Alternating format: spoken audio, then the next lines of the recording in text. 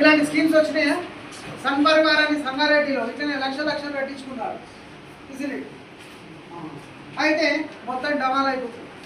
ఒక్కరిద్దరికి ఇస్తారు, వాళ్ళు చెప్తారు అరే నాకు వచ్చినాయి 20 లక్షలు 2 లక్షలు వచ్చినాయి, 2 లక్షలు ఇస్తారు, 4 లక్షలు వచ్చినాయి.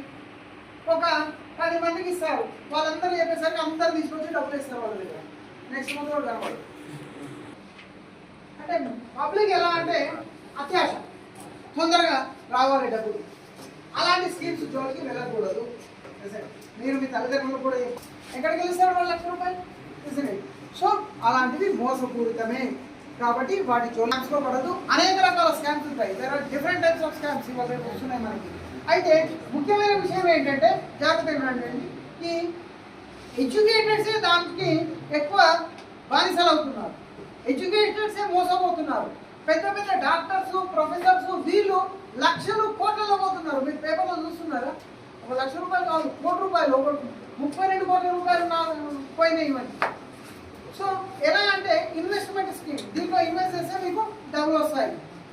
కానీ ఎట్లా వస్తాయని ఆలోచించదు.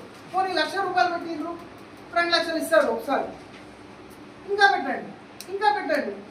వీళ్ళకి అత్యాశ, వాళ్ళ దగ్గర వీళ్ళ దగ్గర అడుకొచ్చి పోచలు పెడుతున్నారు.